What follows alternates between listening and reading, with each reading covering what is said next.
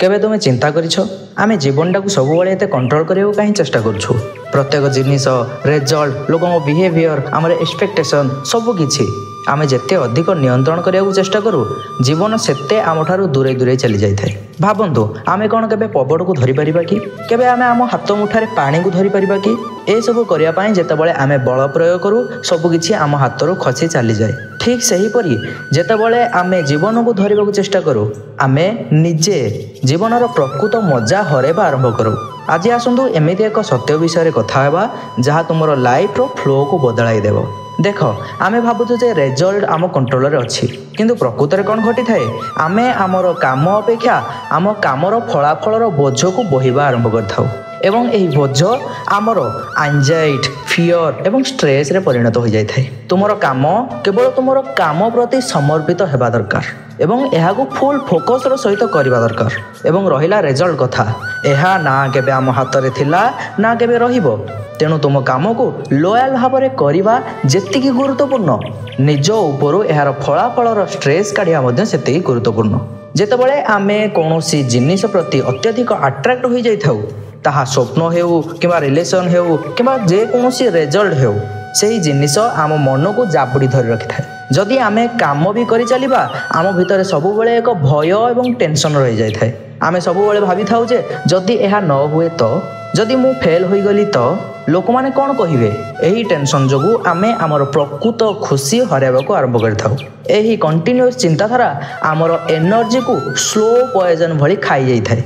किंतु जेतेबेले आमे आम मनर बोझ हालुका करू जेतेबेले आमे आमर जिद छाड़िया को शिखी थाउ सेतेबेले गोटे इनर पीस आसी थाए स्वाधीनतार भाव आसी थाए। सेतेबेले आमे बिना टेंशन रे काम करथाउ एवं प्रत्येक मुहूर्त को एंजॉय करथाउ।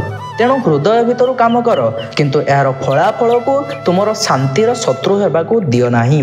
भगवान श्रीकृष्ण आमको शिक्षा दियंती जे तुमर अधिकार केवल काम करबा उपरे यार फलाफल उपरे नुहे। अर्थात निज काम को पूरा हृदय कर किंतु यार रिजल्ट चक्कर रे तुम मन को जाली दियो नाही।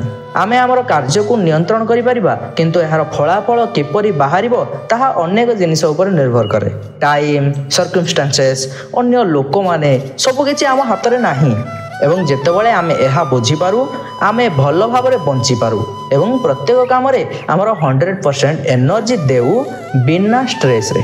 भाबिलो जणे चाषी बिहन बुणी थाए से पूरा मन ध्यान देई चाष करि थाए किंतु केतेबेले वर्षा हेबो केतेबेले खरा हेबो ताहार कंट्रोल ता हाथ रे थाए कि तथापि से फुल पोटेंशियल सहित काम करथाए।